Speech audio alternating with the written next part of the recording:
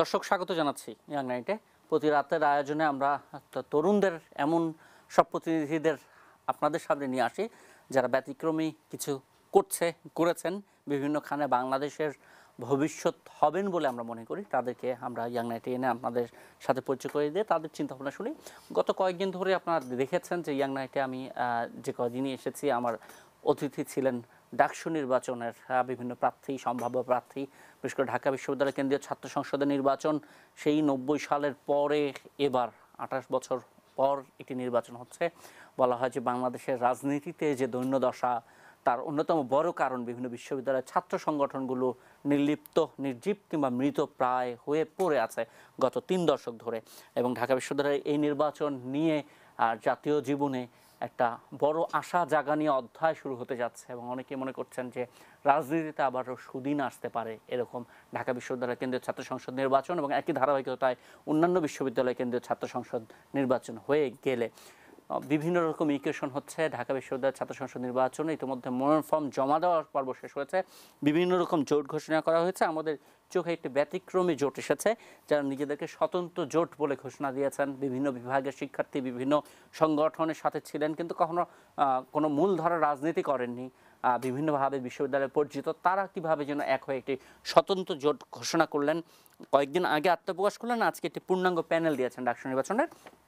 তো সেই স্বতন্ত্র জোটের শীর্ষ 3 জন প্রার্থী ডাকসু নির্বাচনে তাদেরকে আমরা আমন্ত্রণ জানিয়েছি। প্রথমে পরিচয় করে দিতে চাই মাঝখানে ভিপি প্রার্থী স্বতন্ত্র জোটের অরণি সেমন্তী খান, জিন প্রকৌশল এবং জীব প্রযুক্তি বিভাগের শিক্ষার্থী, এবং তারপরে যিনি আছেন শাফি আবদুল্লাহ, উদ্ভিদ বিজ্ঞান বিভাগের শিক্ষার্থী, এবং একেবারে আমার কাছাকাছি আছেন এজিএস প্রার্থী অমিত প্রামাণিক। 3 জনকে স্বাগত জানাচ্ছে। প্রথমে ভিপি প্রার্থীকে দিয়ে কথা শুরু করব। তার আগে জানিয়ে রাখি যে এখন পর্যন্ত আমাদের নজরে যতজন ভিপি প্রার্থী আছেন তার মধ্যে একমাত্র নারী ভিপি প্রার্থী অরণি সেমন্তী খান। অরণির কাছে জিজ্ঞাসা করবো এই স্বতন্ত্র জোট কিভাবে উদ্ভব হলো? স্বতন্ত্র জোটের যাত্রা শুরু যখন আমরা অনেকগুলো বন্ধু আমরা মিলে মনে করছিলাম আচ্ছা 28 বছর পর ডাকসু নির্বাচন আসছে এবং এটার মূল উদ্দেশ্য হলো আসলে ছাত্রদের অধিকার, ছাত্ররা কিভাবে বিশ্ববিদ্যালয়ে এসে বিশ্বমানের মানুষ হিসাবে আত্মপ্রকাশ করতে পারে। তখন আমাদের মনে হলো যে কোনো ধরনের রাজনৈতিক দলের বাইরে গিয়ে যাদের একটি পিতৃ সংগঠন আছে, তাদের একটা রাজনৈতিক এজেন্ডা থাকে, তো সেই বৃত্তের বাইরে গিয়ে আমরা কিছু বন্ধুরা ঠিক করলাম আচ্ছা তাহলে তো নির্বাচনে দাঁড়ানো যায়। গত বছর নানান ছাত্র আন্দোলন হলো, সেগুলো আমরা দেখে আসলাম। তখন আমার মনে হলো আচ্ছা আমারও বলার কিছু আছে এবং আমি মনে হয় যে সাধারণ ছাত্রদের কাতারে যেতে পারবো। তখন আমাদের মনে হলো আচ্ছা তাহলে সবাই মিলে নিশ্চয়ই একসঙ্গে নির্বাচন করলে আরো স্মুথলি হবে ব্যাপারটা, বা আমরা সবার কাছে যেতে পারবো একসঙ্গে মিলেমিশে। সেখান থেকে স্বতন্ত্র জোট। শাফি আবদুল্লাহর কাছে যাব, তার আগে দর্শকদেরকে জানিয়ে রাখি যে আপনারা টেলিফোন করতে পারেন, বিশেষ করে ডাকসু নির্বাচনের ভোটাররাও টেলিফোন করতে পারেন। আমাদের টেলিফোন নাম্বার 0281892118 স্ক্রিনে দেখছেন। এই নাম্বারে টেলিফোন করে আপনাদের প্রশ্ন যদি থাকে প্রার্থীদের কাছে, এবং তির্যক প্রশ্নও আশা করি তারা উত্তর দেবেন। আমরা একটু শাফি আবদুল্লাহ জিএস প্রার্থী, সাধারণ সম্পাদক হতে চান, উদ্ভিদ বিজ্ঞান বিভাগে পড়েন। স্বতন্ত্র জোটকে আবশ্যক ছিল? হ্যাঁ, অবশ্যই আবশ্যক ছিল। ঢাকা বিশ্ববিদ্যালয়ে ছাত্র আছে, ঢাকা বিশ্ববিদ্যালয়ে রাজনীতি আছে, কিন্তু ঢাকা বিশ্ববিদ্যালয়ের ছাত্র রাজনীতি নেই। আমি দায়িত্ব নিয়ে এটা বলছি, ঢাকা বিশ্ববিদ্যালয়ের ছাত্র রাজনীতি নেই। কারণ আমরা বিশ্বাস করি ছাত্র রাজনীতি এবং মূলধারা রাজনীতির মধ্যে একটি পার্থক্য রয়েছে। ছাত্র রাজনীতি হবে সম্পূর্ণরূপে ছাত্রদের দাবি আদায়ের একটি মঞ্চ, এবং আমরা এতদিন পর্যন্ত যে ছাত্র সংগঠনগুলোকে দেখে এসেছি সেই ছাত্র সংগঠনগুলো প্রত্যক্ষ বা পরোক্ষভাবে কোনো না কোনো রাজনৈতিক একটি পিতৃ সংগঠনের আন্ডারে থাকে, এবং সেই কারণে আমাদের কাছে মনে হয়েছে যে এই সংগঠনগুলো সবসময় ওই রাজনৈতিক দলগুলোর এজেন্ডা বাস্তবায়নকে প্রায়োরিটি দেবে ছাত্রদের এজেন্ডাগুলোর চেয়ে। তো সেই কারণে আমাদের মনে হয়েছে যে আসলে ছাত্রদের কথাগুলো বলার কারো দরকার ছিল। যেমন আপনার শিক্ষকদের নিয়োগে যেই ঘটনাগুলো ঘটে, বা শিক্ষকদেরকে আপনি ইভ্যালুয়েট করতে পারবেন না। এখন শিক্ষক তো আপনার একটি ক্ষমতাসীন দলের সাথে সম্পর্কিত থাকে, তো কে কথা বলবে? অবশ্যই আপনার ছাত্র সংগঠন কথা বলবে না। বলতে হলে অবশ্যই আপনার কিছু নির্দলীয় মানুষ লাগবে যারা শুধুমাত্র ওই ছাত্রদের জন্য কথা বলবে, ছাত্রদেরকে নিয়ে কথা বলবে। এই কারণে আমরা বিশ্বাস করি যে অবশ্যই একটি স্বতন্ত্র জোট প্রয়োজন ছিল। স্বতন্ত্র প্রার্থী তো কম না, অনেক আছে, বিভিন্ন রাজনৈতিক দলের সদস্য ছাড়া বিভিন্নখানে স্বতন্ত্র প্রার্থী অনেক। এই স্বতন্ত্র জোটে 25 জন, এই 25 জন কেন একসাথে, অন্যরা কেন নাই এখানে? অন্যরা কেন নাই, প্রথমত অনেকেই আমরা সবারই ব্যক্তিগত যেই স্বাধীনতাটা আছে ডাকসু ইলেকশন করার, প্রার্থী হওয়ার, আমরা সেটাকে শ্রদ্ধা করি। আমরা মনে করি কেউ যদি একদমই ব্যক্তিগতভাবে একটি নির্বাচন করতে চান, সেটা হল সংসদ প্রার্থী হিসেবে বা কেন্দ্রীয় ডাকসু হিসেবে, আমরা মনে করি তার সেই সম্পূর্ণ স্বাধীনতা থাকা প্রয়োজন।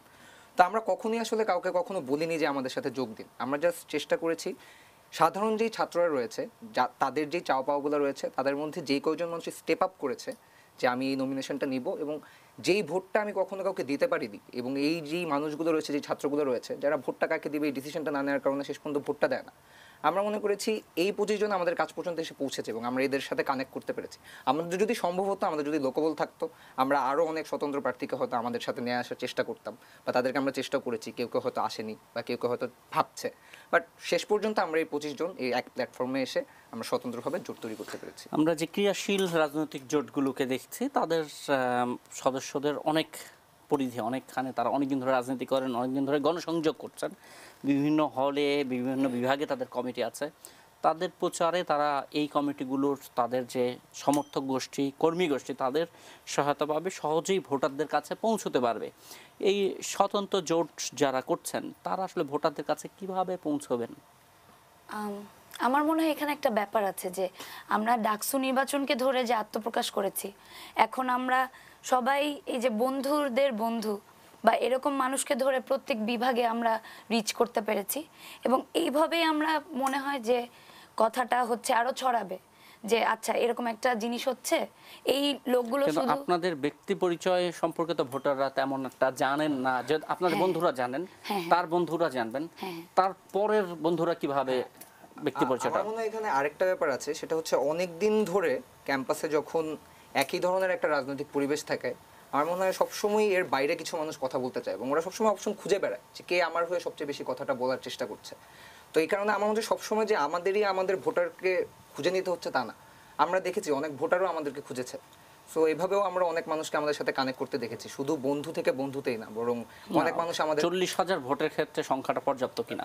এখানে একটা বিষয় খুব গুরুত্বপূর্ণ যে যেই ছাত্র সংগঠনগুলোর কথা আমরা বলছি, তাদের মধ্যে যারা ক্ষমতাসীন, তাদের যে সমর্থক, তাদের সমর্থকের একটা বিশাল অংশ কিন্তু ভীতির কারণে সমর্থন প্রদান করে তাদেরকে। তাদের সমর্থকের একটা বিশাল অংশ হয়তো অতিরিক্ত কিছু আদর্শের কারণেও করতে পারে, এই সংখ্যাটা কম, সেটা করতেই পারে, কিন্তু আমরা বলছি যে একটা বড় অংশ কিন্তু এরকমও রয়েছে। অবশ্যই আদর্শে বিশ্বাস করে অনেক মানুষই আসে, কিন্তু এর সাথে কিন্তু এই অংশ রয়েছে, যে কারণে আমরা হয়তো এত ব্যাপক বিস্তৃতি দেখি। আর এই কথাটা কিন্তু আমি একটু দ্বিমত করতে চাই, সেটা হচ্ছে যে এখন হয়তো অনেক হিসাব হবে, কিন্তু বাংলাদেশে যতগুলো গ্রহণযোগ্য জাতীয় নির্বাচন হয়েছে, আমরা দেখেছি যে স্বতন্ত্র প্রার্থী থেকে মানুষ নির্দিষ্ট রাজনৈতিক জোট বা দলকেই ভোট বেশি দেয়। বিরক্তি থাকুক, হয়তো গালাগালি করুক, কিন্তু ভোট দেওয়ার সময় তারা একটা নির্দিষ্ট দলকে বা একটা জোটকে ভোট দিচ্ছে। আমার মনে হয় এই জায়গাটাতে জাতীয় নির্বাচন থেকে ডাকসু নির্বাচনের ডিফারেন্সিয়েশনটা আসলে খুব জরুরি চিন্তা করা। আমার মনে হয় জাতীয় নির্বাচনে আদর্শিক চিন্তা অনেক বেশি বড় একটা ইস্যু। আপনি জাতীয়তাবাদী চিন্তা করছেন নাকি মার্ক্সবাদী চিন্তা করছেন, নাকি কি ধরনের চিন্তাটা দেখছেন, সেই দর্শনটা অনেক বেশি জরুরি। কিন্তু আমার মনে হয় যখন আপনি ঠিক স্পেসিফিক একটা ডাকসু ইলেকশন, ঢাকা বিশ্ববিদ্যালয়ের অভ্যন্তরে ছাত্রদের জন্য ইলেকশনের কথা বলছেন, তাদের অধিকার আদায়ের ইলেকশনের কথা বলছেন, তখন সেখানে যখন একটা জোট এসে শুধুমাত্র এই পরিচয়ে কথা বলছে যে আমরা খুব সাধারণ আপনার মতোই একজন ছাত্র, আপনার আমার পার্থক্য হচ্ছে আমি নমিনেশন ফর্মটা তুলেছি, আমি চাই আপনি আমাকে ভোটটা দেন। এবং আমরা মনে করি সাধারণ ছাত্র এই সংখ্যাটা অনেক বেশি।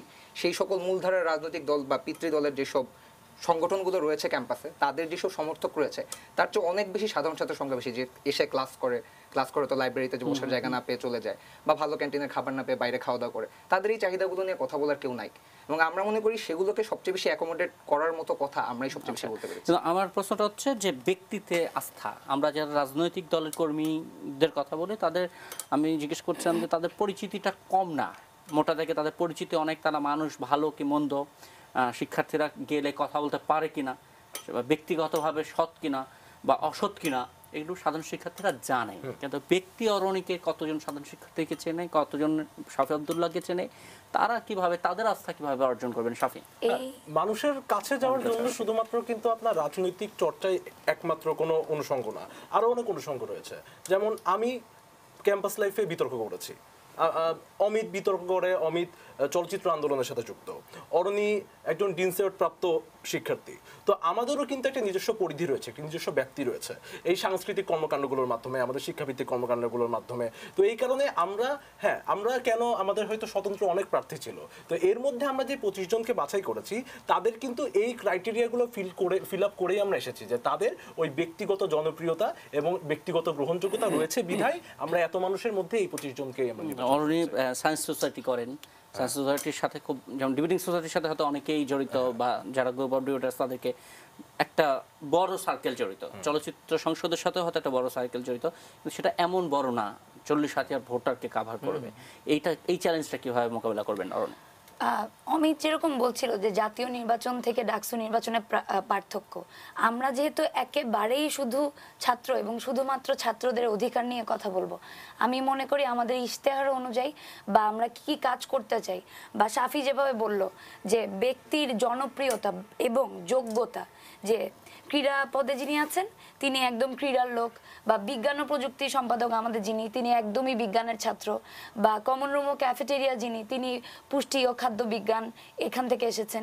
তো আমরা মনে করি একেবারেই সরাসরি আমরা টু দ্য পয়েন্ট ইশতেহার করব, অনলাইন অফলাইন প্রচারণা অনুযায়ী মানুষ আমাদেরকে, ছাত্ররা আমাদেরকে বেছে নিতে বাধ্য, যে ব্যক্তিটাই তখন তাহলে তাদের অধিকারগুলো ছিনিয়ে আনতে পারবে। ডাকসুর ভিপি হলে আপনাকে সিন্ডিকেটের সভায় বসতে হবে, পরিবেশ কমিটির সভায় বসতে হবে, শিক্ষকদের সাথে বার্গেনিং করতে হবে, ছাত্রদের যে অধিকার গত 28 বছর প্রতিষ্ঠিত হয়নি সেটা নিয়ে এক প্রকার লড়াই করতে হবে। অরণি সেমন্তী খান কি এতটা শক্তিশালী সেই লড়াইয়ের মতো? আপনার কাছে শুনতে চাই। ব্যক্তিগত যোগ্যতা নিয়ে বলতে গেলে স্কুল লাইফে আমি ডিবেট করতাম, আর এছাড়া ক্লাস রিপ্রেজেন্টেটিভ হওয়া বা বিভিন্ন সোসাইটির মাধ্যমে বা লিডারশিপ অর্গানাইজেশন যা যা ছিল, আমার মনে হয় যে আমি এই ব্যাপারে যোগ্য, যে সরাসরি শিক্ষকদের সঙ্গে একদম কমিউনিকেশনে, যেহেতু আমি এখন মাস্টার্সে পড়ছি, এখন তো কমিউনিকেশন একটা। আরেকটা বিষয় হচ্ছে আমরা বলি যে ঢাকা বিশ্ববিদ্যালয়ের ছাত্রদের অধিকার মারাত্মকভাবে খর্বিত হয়েছে গত 28 বছরে ডাকসু না থাকার কারণে। ছাত্র প্রতিনিধি নেই, তাদের হয়ে বলার কেউ নেই, শিক্ষকরা নিজেদেরটা দেখেছেন এরকম অভিযোগ রয়েছে, সেখানে এক প্রকার বার্গেনিং করতে হবে। সেটা করার মতো অরণি সেমন্তী খানের জোর আছে কিনা, মনোবল আছে কিনা, এটা শুনতে চাই আমরা।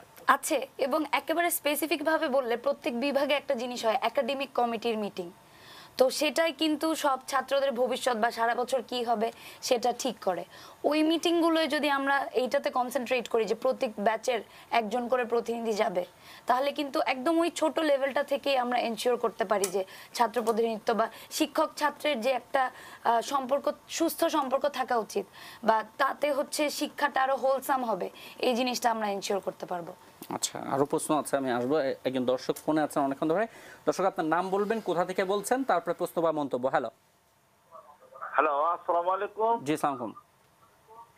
আমি সিলেট থেকে বলছিলাম।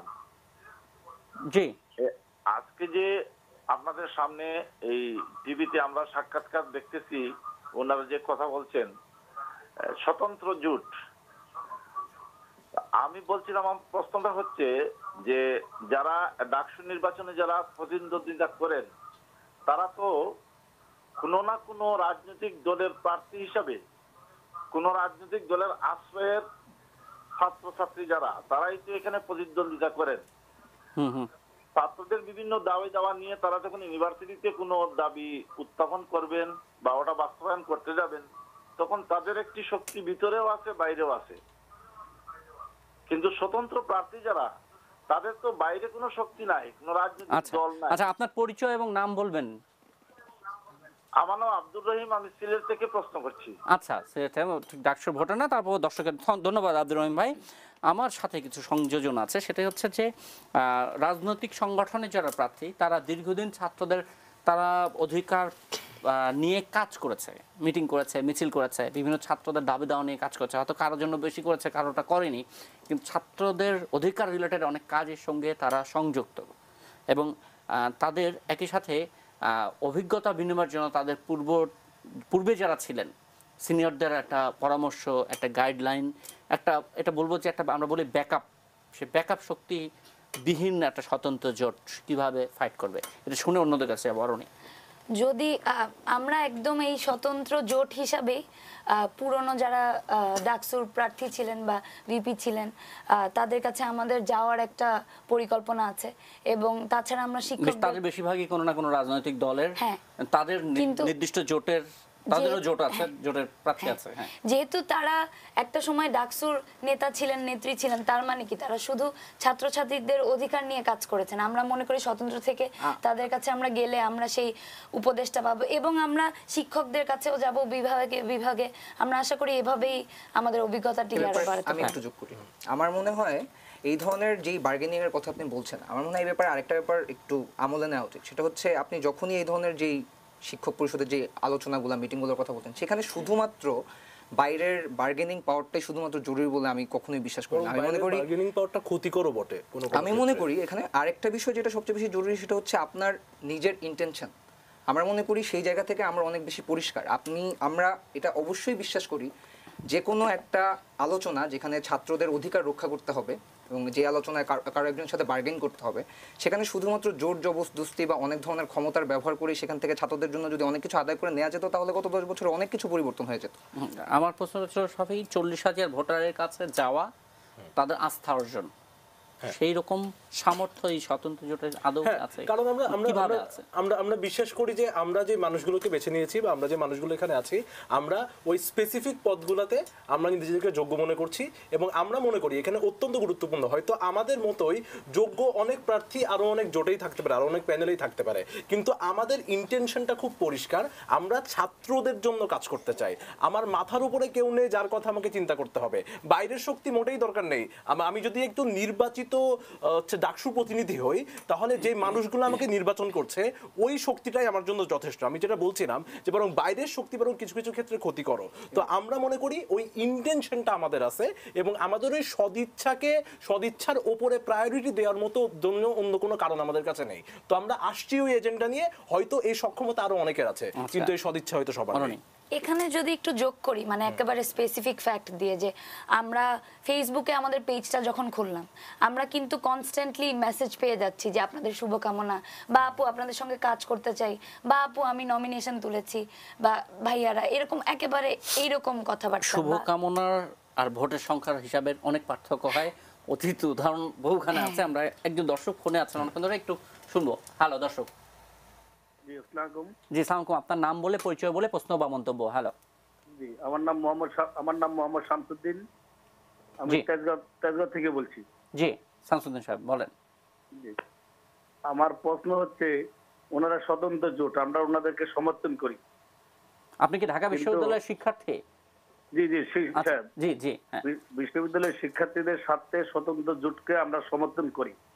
ওনারা নির্বাচিত হলে বিশ্ববিদ্যালয়ের যে রাজনৈতিক প্রভাব, যেখানে দলীয় এত দলবাজি চলে, ওনারা নির্বাচিত হলে ওনারা কতটুকু স্বতন্ত্র থাকতে পারবে, তাদের ভূমিকাটা কতটুকু হ্যাঁ, পালন করতে পারবে? খুব শক্তিশালী প্রশ্ন, উত্তর যে কেউ। হ্যাঁ, ওনাদের নীতি কি? জি, অনেক ধন্যবাদ আপনাকে। হ্যাঁ, মানে একদম স্পষ্ট এতক্ষণ আমরা যা বলছিলাম, যেহেতু আমাদের উপরে কেউ নেই যার কাছে আমাদের অ্যান্সার করতে হবে, আমরা শুধুমাত্র ছাত্রদের কাছে অ্যান্সার করব এবং এখানে কোনো ভয়ের জায়গা নেই যে আমরা কোনোভাবেই আমাদের আদর্শ থেকে টলবো না, শুধুমাত্র ছাত্র এবং ছাত্রদের অধিকার।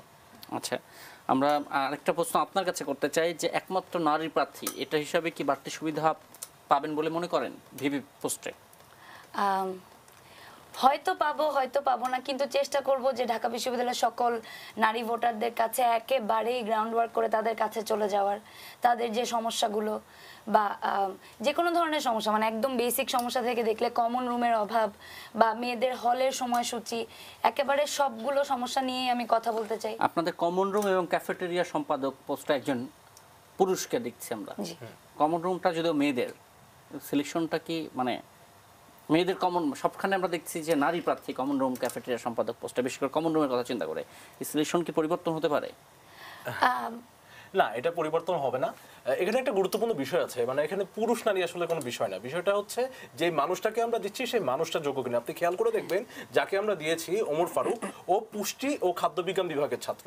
তো আমরা মনে করি যে এখানে ক্যাফেটেরিয়া বিষয়টিকে সবচেয়ে ভালো একজন পুষ্টি হোক, আমি হয়ে গেল না ম্যানেজমেন্ট আর পুষ্টি বিজ্ঞান, মানে ক্যাফেটেরিয়া বা কমন ম্যানেজমেন্ট একটা জিনিস আর পুষ্টি মান নিশ্চিত করা একটা মানে আমার মনে হয় ম্যানেজমেন্ট করার মতো পর্যাপ্ত জনবল আছে, এবং যেই মানুষগুলা এই পর্যন্ত আমরা বেছে নিয়েছি, এই পর্যন্ত আসছে, তার ম্যানেজমেন্টের দক্ষতা নিয়ে প্রশ্ন নেই। এটা হয়তো আর অনেকের থাকতে পারে, কিন্তু যেটা গুরুত্বপূর্ণ আমরা বিশ্বাস করি ঢাকা বিশ্ববিদ্যালয়ের সেই পরিমাণ জনবল আছে যে কোনো ভালো কাজ করার। সমস্যা হইতেছে যোগ্য মানুষটা যোগ্য জায়গায় যাচ্ছে কিনা এবং ভালো এবং সঠিক সদিচ্ছা নিয়ে সে ওখানে যাচ্ছে কিনা, সেই কারণে আমরা স্পেশালিস্ট মানুষটিকে এখানে বেছে নিয়েছি। খুব আচ্ছা, আমরা সহজ উত্তর আসলে দেখছি কম্পিউটার বিজ্ঞান বিভাগ থেকে অন্তত 3 জন প্রার্থী আছে, পুষ্টি বিজ্ঞান থেকে 2 জন আছে, জিন প্রকৌশল থেকে 2 জন আছে, অণুজীব বিজ্ঞান বিভাগ থেকে 1, 2, 3 জন আছে। এত বেশি সায়েন্স ফ্যাকাল্টির স্টুডেন্ট, অন্য ফ্যাকাল্টিগুলোতে আপনারা ভোট পাবেন কিনা এই প্রশ্ন থাকলে একটা ছোট্ট বিরতি নিয়ে ফিরতে চাই। দর্শক এক্ষুনি ফিরছি, সঙ্গে থাকেন।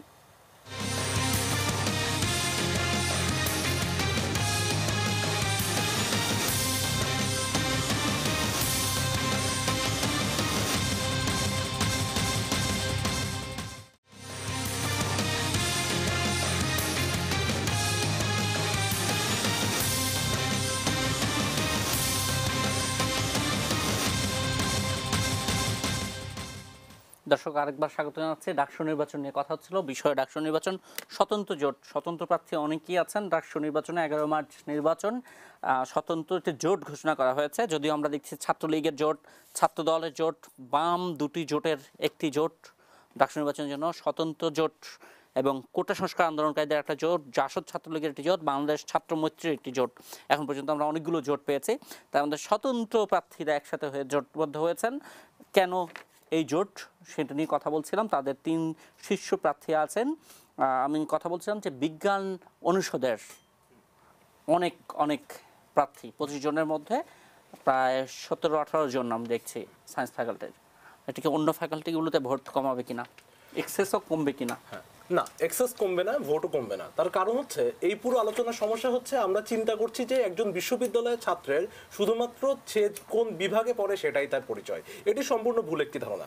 একজন বিশ্ববিদ্যালয়ের শিক্ষার্থীর আরো বিভিন্ন ধরনের অংশগ্রহণ থাকে, বিভিন্ন ধরনের ক্ষেত্রে। সেটা কোনো ক্লাব হতে পারে, সেটা তার আড্ডার ক্ষেত্র হতে পারে, সেটা তার চিন্তার ক্ষেত্র হতে পারে। তো সেই জায়গাগুলোকে বিবেচনা করেই আমরা ঠিক করেছি। আমি একটু আগের প্রসঙ্গে ফিরে যাই। এই যে উদাহরণটা একই রকম, কমন রুম ও ক্যাফেটেরিয়া সম্পাদকে আমরা যাকে বেছে নিয়েছি, সে একই সাথে পুষ্টিবিজ্ঞান বিভাগের ছাত্র এবং একই সাথে সে দীর্ঘদিন ধরে চায়ের কাপে ডাকসু নামে একটি আয়োজন করে আসছে ঢাকা বিশ্ববিদ্যালয়ে। এবং তাদের মধ্য থেকে আমরা গণতান্ত্রিকভাবে আমরা বলেছি যে আপনারা যে কোনো একজন আমাদের সাথে আসতে পারেন, এবং তারা এসেছে।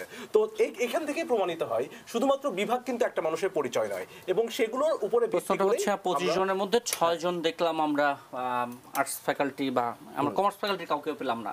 কমার্স ফ্যাকাল্টি স্টুডেন্ট শিক্ষার্থী কিন্তু ঢাকা বিশ্ববিদ্যালয়ে 4 ভাগের 1 ভাগ। আর্টস ফ্যাকাল্টি প্রায় অর্ধেক, আর্টস এবং সোশ্যাল সায়েন্স মিলে। সেখানে সায়েন্স ফ্যাকাল্টিও 4 ভাগের 1 ভাগের কিছুটা বেশি। আপনাদের মাত্র 6 জন প্রার্থী এপাশের কলা অনুষদ এবং বাণিজ্যিক অনুষদে নাই, বাণিজ্য বিভাগে আপনাদের কেউই নেই। তাতে বিভিন্ন হলগুলো বাংলাদেশ ঢাকা বিশ্ববিদ্যালয়ে বিভক্ত। সায়েন্স ফ্যাকাল্টি 3টা ছেলেদের হল, মেয়েদের হলটা একটু। আপনার বিভিন্ন হলে পরিচিত লোক খুঁজে পেতেই তো সমস্যা হবে, নানা রকম সমস্যা। আমি আসলে এই কথাটাই বলতে চাচ্ছি যে কমন ইন্টারেস্ট বা কমনালিটি শুধুমাত্র কিন্তু বিভাগের ভিত্তিতে হয় না। সময় আমি একটা আমি ওই জায়গাতেই আসছি। যেমন ধরেন বিতর্ক করার কারণে আমার যত বিজ্ঞানের বন্ধু রয়েছে তার চেয়ে অনেক বেশি আমার সামাজিক বিজ্ঞানের বন্ধু রয়েছে, আমার কলা অনুষদের বন্ধু রয়েছে, আমার ব্যবসা অনুষদের বন্ধু রয়েছে। তো এই রকম ভাবে শুধুমাত্র এই যে বিষয় ভিত্তিক বিবেচনা করাটাই প্রশ্নটা হচ্ছে যে আপনি বিতর্ক করেন সে অনুযায়ী কিছু বন্ধু আছে, কিন্তু বিভিন্ন বিভাগের শিক্ষার্থীরা বিভিন্ন ভাবে কেউ না কেউ যারা প্রার্থী হয়েছে কেউ না কেউ কোনো না কোনো ভাবে বিশ্ববিদ্যালয় ক্যাম্পাসে পরিচিত। কেউ কোটা সংস্কার আন্দোলন করেছেন, কেউ ছাত্রলীগের রাজনীতি করেন, কেউ নাটক করে বেড়ান, কেউ বিতর্ক করেন, বিভিন্ন জনই কিন্তু বিখ্যাত। তাদের বন্ধুরা তাদের একসাথে উঠা বসা দিনের পর দিন যাদের সাথে, আর আপনি শুধু বিতর্ক করেন, কিন্তু আপনি সায়েন্স ফ্যাকাল্টির স্টুডেন্ট। আপনি এই যে বাকি 16-17টা হল, এখানে আপনাকে কিভাবে ভোটাররা ভোট দিবে? বিতর্ক আপনার কতজনই বা আমি দেখে? সেটাই বলছি, আমি একা এখানে বিতর্ক করি, এরকম যে বাকি মানুষগুলো রয়েছে তারাও কিন্তু আরো বিভিন্ন ধরনের কর্মকাণ্ডের সাথে তারা যুক্ত, এবং সেই কর্মকাণ্ডগুলো কিন্তু কমন পড়ে যায় বিশ্ববিদ্যালয়ের বাকি অংশের সাথে। এবং সেই ভিত্তিতেই দেখেন স্বতন্ত্র প্রার্থী তো অনেক রয়েছে, কেন আমরা এই 25 জনকেই বেছে নিলাম? কারণ তাদের ওই বিস্তৃত জনপ্রিয়তা এবং বিস্তৃত অংশগ্রহণ রয়েছে, সেই কারণে আমরা এদেরকে বেছে নিয়েছি। এবং এই বিভাগ ভিত্তিক চিন্তার বাইরেও তাদের যে অন্যান্য অংশগ্রহণ, সেই ভিত্তিতে বাকি সবাইকেই আমরা একত্রিত করতে পারবো বলে এই 25 জনকে অমিত, আমরা বেছে নিয়েছি। কাজটা কি খুব বেশি সহজ হবে? এরকম 6 জন আর্টস ফ্যাকাল্টির প্যানেল সদস্য আর 19 জন সায়েন্স ফ্যাকাল্টির সদস্য। হ্যাঁ, আপনি নিজে অর্থনীতি বিভাগের শিক্ষার্থী, আমি আপনি আর্টস নিজে ফ্যাকাল্টির অর্থনীতি বিভাগের বিস্তার জানেন, কতগুলো হলে আর্টস অবশ্যই। ফ্যাকাল্টির স্টুডেন্ট থাকেন? হ্যাঁ, তো এক্ষেত্রে প্রথমে আমরা মনে করি আমরা পুরো ভোট ব্যাংকের ইকুয়েশনের একটা বিশাল ইকুয়েশন আমরা ভুলে গেছি, সেটা হচ্ছে অনাবশ্যিক ছাত্ররা।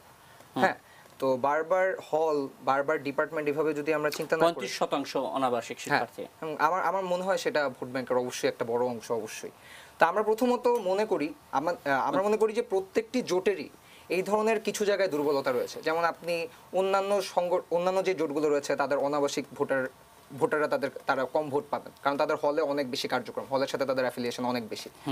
এবং সেই দিক থেকে আমরা চেষ্টা করেছি প্রত্যেকটা জোটেরই এরকম কিছু জায়গায় দুর্বলতা থাকতেই পারে, কিন্তু আমরা সেই দুর্বলতাগুলোকে আমাদের সক্ষমতার জায়গা দিয়ে আপনি পুষিয়ে মনে নেওয়ার চেষ্টা করছেন যে করেছি। এই দিকটা আপনার তুলনামূলক পিছিয়ে থেকে লড়াই করবেন? হ্যাঁ, অবশ্যই এই দিকটা আমরা একটু পিছিয়ে থেকে লড়াই করবো, কিন্তু সেটাকে করার জন্য আমরা আমাদের অনাবাসিক যত ছাত্র রয়েছে এবং আবাসিক হলগুলোর ভিতর আরো যত বেশি প্রবেশ করা যায়, আমরা আরো যত বেশি হল সংসদের যেসব স্বতন্ত্র প্রার্থী অরণির রয়েছে। কাছে প্রশ্ন যে আর নির্বাচনের আছে একেবারে গুণে 13 দিন, এই 13 দিনে আসলে এই যে অমিত যে পরিকল্পনার কথা বললো, আদৌ কি মানুষের কাছে পৌঁছানো, তাকে বোঝানো এবং তার আস্থা অর্জন সম্ভব এই অল্প সময়ে? ঢাকা বিশ্ববিদ্যালয়ের শিক্ষার্থীরা কি এত কম প্রশ্নে বিশ্বাস বা আস্থা পাবে?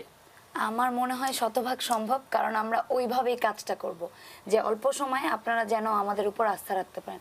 এছাড়া অমিতের কথা যদি যোগ করি, একদম ফ্যাক্ট যে আমাদের চারুকলার অনুষদ বা আইবিএ, এফবিএস, তাছাড়া আইআর, যে 13 দিনে আস্থা অর্জন জিনিসটা কি এরকম আমরা মোটিভেশনাল তো স্পিকারদের ঠিক মতো এত সহজ? এই 13 বিষয়টা দিন সাফি। ধরেই আমরা কাজ করছি, ব্যাপারটা তো এরকম না। আমাদের হয়তো সরাসরি ডাকসু নির্বাচন করব এই ঘোষণাটা আমরা দিয়েছি হয়তো গত এক সপ্তাহ জুড়ে, হয়তো না, আমি মানুষ বলছি জানছে। যে অংশটা আপনাকে চেনে না তাদের মধ্যে 40,000 প্রথম ভোটারের কথা মধ্যে হচ্ছে- হয়তো 5,000 ভোটারকে শাফি আব্দুল্লাহ চেনেন বা 5,000 ভোটার শাফিকে চেনে, বাকি 40 আপনি জিএস প্রার্থী, আপনাকে এই 40,000 ভোটারের ভোট নিয়ে যুদ্ধ করতে হবে। এই 5,000 সবাই যে আপনাকে ভোট দেবে এমন না, কারণ আপনার থেকেও বেশি কাছের বন্ধু প্রার্থী হচ্ছেন তাদের। বাকিদের কাছে, বাকি 35,000-এর কাছে কিভাবে 13 দিনে আপনারা যাবেন? মানে প্রথম কথা ধরেন হচ্ছে- আপনি কিভাবে যাবেন হ্যাঁ, জিএস প্রার্থী মানে হিসেবে? প্রথমত এই 13 দিন না, আমরা অনেক দিন ধরে আমাদের কাজগুলো করছি এবং আমরা ইতোমধ্যেই আমাদের ক্যাম্পেইন আমরা একাধিক দিনে আমরা কলাভবনে করেছি। হয়তো সেই ক্যাম্পেইনগুলো অনেক জেনেরিক ছিল, যে ভোট দিতে আসুন, আইডি কার্ড আপনি রিনিউ করান, এই ধরনের ক্যাম্পেইন, কিন্তু আমরা মানুষের কাছে গিয়েছি এবং তাদের কাছ থেকে আমরা শুনেছি যে ইশতেহারে আপনি কি চান, এবং তাদের কাছ থেকে এই কথাগুলো আচ্ছা, নিয়ে মানে কিন্তু আপনারা আমরা বলছেন আমাদের যে ইশতেহার চলমান, তৈরি আপনারা করছি। ভাবছেন সম্ভব। আমার প্রশ্ন শেষ দিকে চলে এসেছি, থ্রেট কিরকম স্বতন্ত্র জোটের প্রার্থীদের অরণে? এই পর্যন্ত তো সরাসরি আমরা কোনো থ্রেট পাইনি, কিন্তু কাজ তো চলছে। আর আমি যে নানান রকম অনুষদ বা বিভাগের নাম বললাম, সব জায়গায় আসলে আমাদের অনেক উৎসুক কর্মী সমর্থকরা আছেন যারা প্রার্থী দাঁড়াননি কিন্তু শেষ কাজ প্রশ্ন, করতে চান। চাপ কিরকম এরকম স্বতন্ত্র জোট করে মানে প্রার্থীতা ঘোষণা করা? আমার মনে হয় চাপ একদমই নাই। আমার কেন? মনে হয় কারণ হচ্ছে আমি মনে করি আমি ঠিক সেই মানুষদের জন্য কথা বলতে যাচ্ছি যারা ঢাকা বিশ্ববিদ্যালয় এখন সংখ্যা সবচেয়ে বেশি, অর্থাৎ সাধারণ শিক্ষার্থী যারা কোনো ধরনের রাজনীতি করেন না, যারা রাজনীতি নিয়ে হয়তো অনেক বেশি চিন্তাও করেন না, যারা শুধুমাত্র ক্যাফেটেরিয়ায় গিয়ে একটু ভালো খাবার পেলেই খুশি, যারা হলে ফার্স্ট ইয়ার থেকে একটু ভালো জায়গায় থাকতে পারলেই খুশি। এবং আমরা মনে করি যে বা সেই আলোচনাটার দিকে আমরা সবচেয়ে বেশি মনোযোগ দিচ্ছি, এবং আমরা এই জন্য মনে করি যে এই কাজটা আমাদের দিক থেকে চাপটা অনেক বেশি কম। আচ্ছা সাফি, শেষ কথা ভোটারদের জন্য। শেষ কথা হচ্ছে, আমরা আপনার এজেন্ডাগুলো বাস্তবায়নের জন্য এসেছি। আমরা চাই যে এই ছোট ছোট থেকে শুরু করে যে বড় দাবিগুলো রয়েছে, যে দাবিগুলোকে হয়তো অন্য কেউ প্রায়োরিটি দেয় না, সেই প্রায়োরিটি আমরা দিব, কারণ আমরা আপনার জন্য আসছি। এবং এক কথাই বলতে চাই যে আমরা শেষ করব একেবারে অরণির কাছে শেষ কথা, ভিভি প্রার্থীর কাছে শুনে শেষ করি। 11ই মার্চ সবার ঢাকা বিশ্ববিদ্যালয়ের শিক্ষার্থীদের ভোট দিতে আসা উচিত এবং সবাই আইডি কার্ড রিনিউ করবেন এবং যোগ্য প্রার্থীকে ভোট দিবেন। যেই পদে যাকে মনে হয় যে সে যোগ্য, শুধুমাত্র ছাত্রদের কথা বলবে এরকম প্রার্থীকে ভোট দিবেন এবং আশা করি আমি সেরকম হতে পারবো। ধন্যবাদ। ডাকসু নির্বাচনের জন্য শুভকামনা, সব প্রার্থীর জন্য নির্বাচন শুভকামনা এবং ঢাকা বিশ্ববিদ্যালয়ের শিক্ষার্থীদের জন্য শুভকামনা। ডাকসু নির্বাচন একটা সফল এবং গ্রহণযোগ্য একটা ভালো নির্বাচন হোক এই প্রত্যাশা নিয়ে আজকে শেষ করছি। আবার দেখা হবে, ভালো থাকবেন।